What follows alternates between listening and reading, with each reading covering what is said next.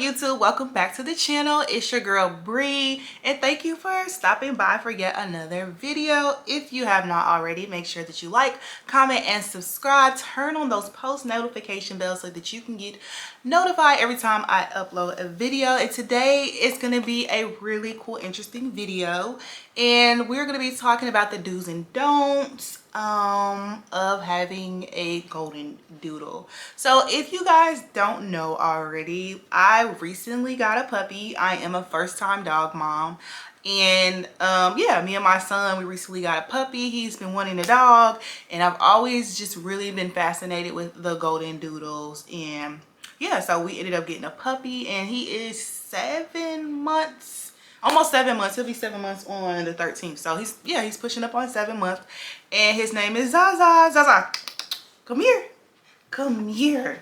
Oh, he's so lovable. Look out. Oh, say hi, Za. So this is Zaza. I got the name because I got the name. Okay, I like the name. It doesn't really mean anything. Oh, thank you, Zawawa. Thank you.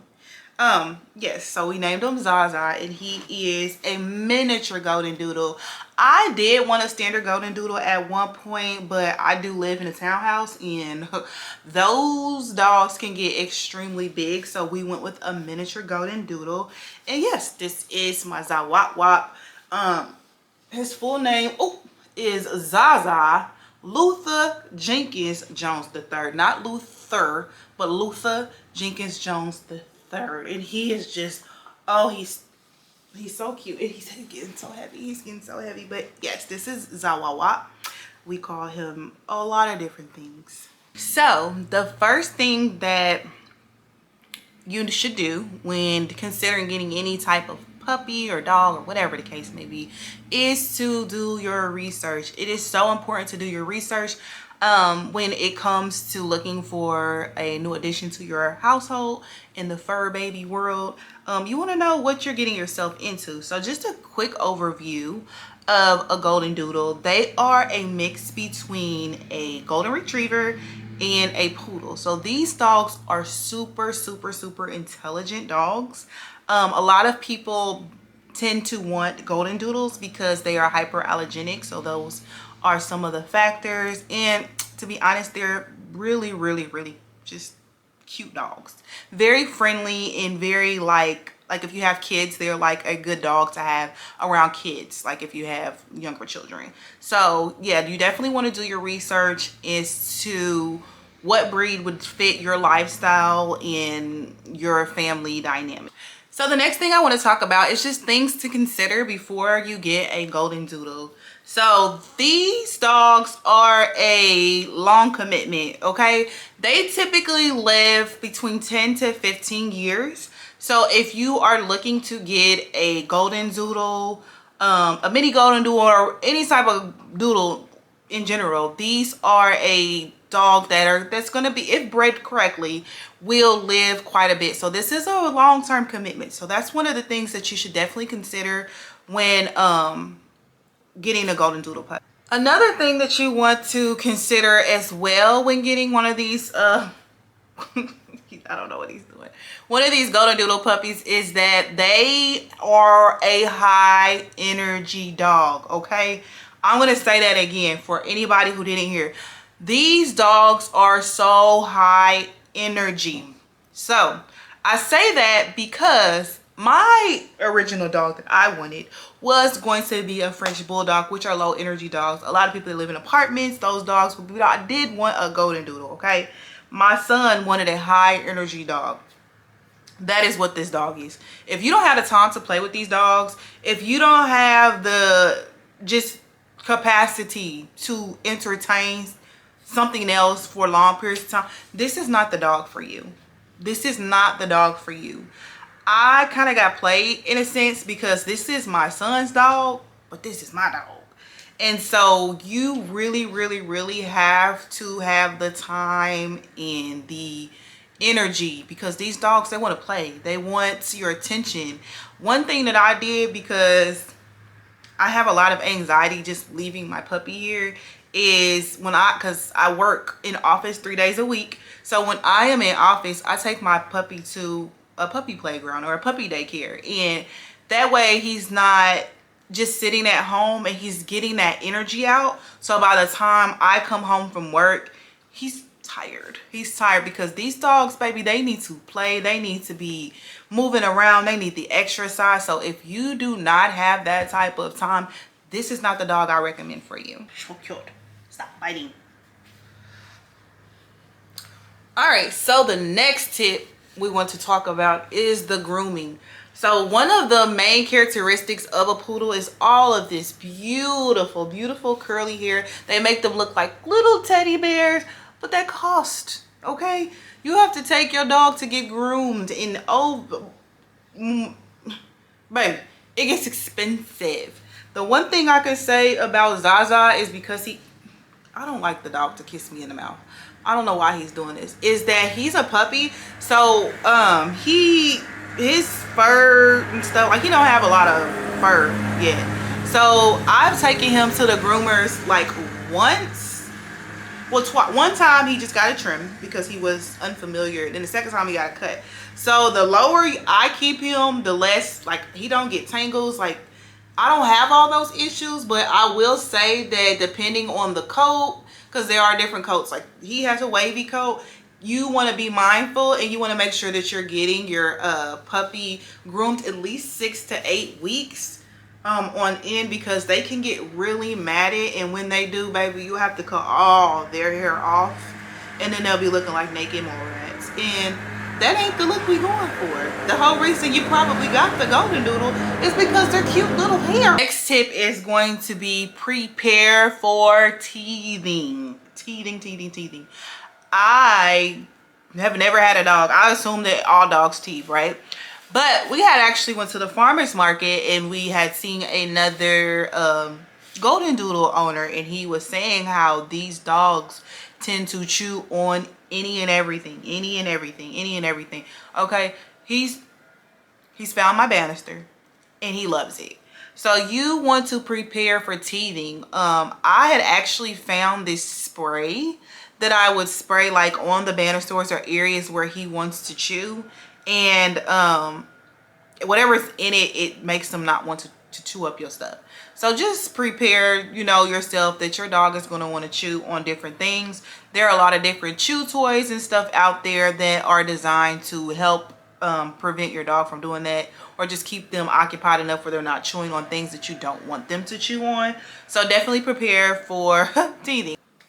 So the first thing you are going to want to do is to start training early. The sooner the better. When I got Zaza, he was already 4 months. He was not house trained. He was used to just, he lived on a farm, the breeder that I had. He was on a farm. So we had to house train him. And one thing that I know that really helped was a consistent eating schedule. So making sure that you feed your dog every day at the same time. You're taking him out every day at the same time. Definitely helped with the house training or potty training. And I would say all in all, he probably got that concept within 2.5–3 weeks of being with us. And which was really good, because I never had a dog growing up or had any type of experience, but definitely being consistent with the schedule will help with that, and just doing it as early as possible. All right, so the next thing that I would suggest is to socialize your dog around other dogs. Like I said, Zaza does go to daycare. I probably had him for like a week and a half before I had took him to daycare. I will say that socializing them around other dogs can prevent future behaviors. I have a lot of dogs in my apartment, and you know, we're walking our dogs at the same time. Zaza, he's really like, I don't know, he likes to be around other dogs. He's around all different types of dogs at daycare, big dogs, small dogs. So I definitely think that having your dog socialize around other animals can definitely prevent them from having future behavior issues. I haven't seen any real behaviors of that he would be harmful to anyone or any other dog. He's really a sweet dog. He does bark a lot, but I read that that is also like a trait of poodles. They just bark.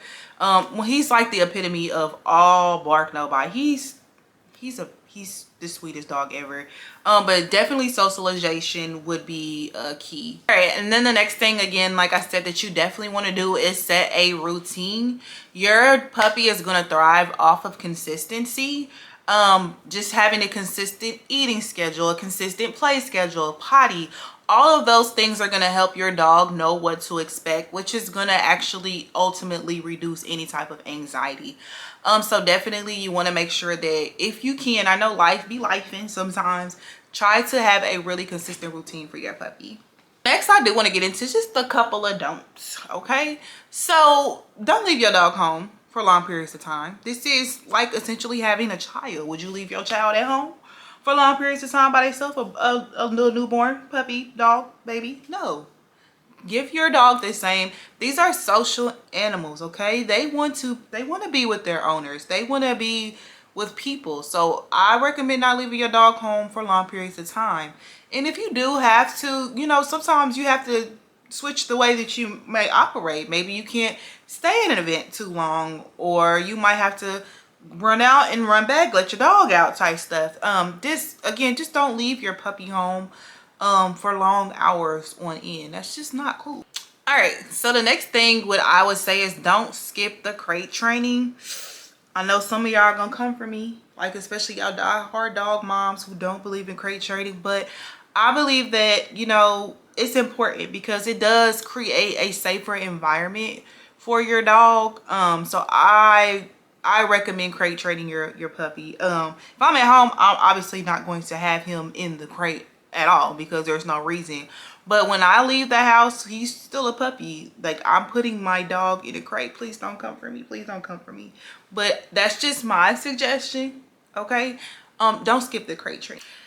And then just a couple more things. Just remember that patience is key, okay?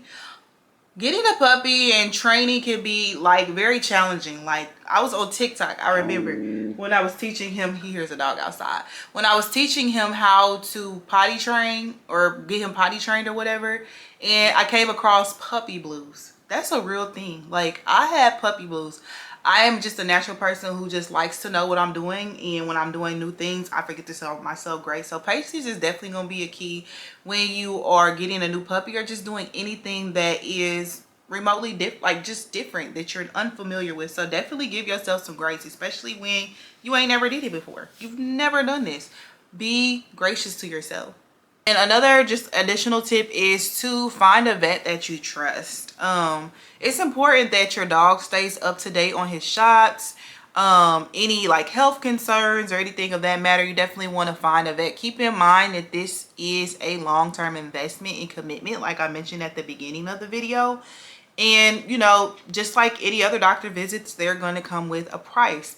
Don't let that price deter you from actually getting the care that your dog needs, right? So one of the things with the daycare requirement is that Zaza, stop, that my dog has the proper vaccinations, right? And so I make sure that I stay up to date on those vaccinations, any boosters that he may need. He's actually going to have it. He's going to get neutered here in a second as well. But yeah, you want to make sure that you find a vet that you trust, and just keep in mind that that's going to come with a price tag. The next thing is going to be just invest in some quality supplies. I was buying like unnecessary stuff actually, but you know, just like a good bedding, some toys to keep your dog occupied, harness, leash. And actually, if you want to see some of the stuff that I use with Zaza, like foods and toys and treats, I'll definitely do a video on that. But you definitely want to invest in some supplies for your dog, especially like crates and things like that when you're preparing to bring him home. And I actually do want to do a video like that because y'all, I be knowing some stuff. I got some little stuff to teach. I can show you a little something. So definitely invest in some supplies for your dog. That'll be key for sure. So that is all the tips, do's and don'ts that I have for first-time dog owners, people that are thinking about getting a Goldendoodle. Yeah, just keep in mind that Goldendoodles, they're just very, very friendly dogs. And if you're looking to add like an addition to your family that will bring you joy and just happiness, definitely get you a pup. because it's so cute and lovable, and I just love them so much, so much, so much, so much. So yeah, if you enjoyed this video, make sure again you like, comment, and subscribe. If you have any suggestions, if you own a golden doodle, drop a comment down below. We are doodle moms around here. And yeah, any tips that you might have for me, again, I'm still learning. I don't know everything, but definitely thank you so much for watching, and stay tuned for the next video. Bye.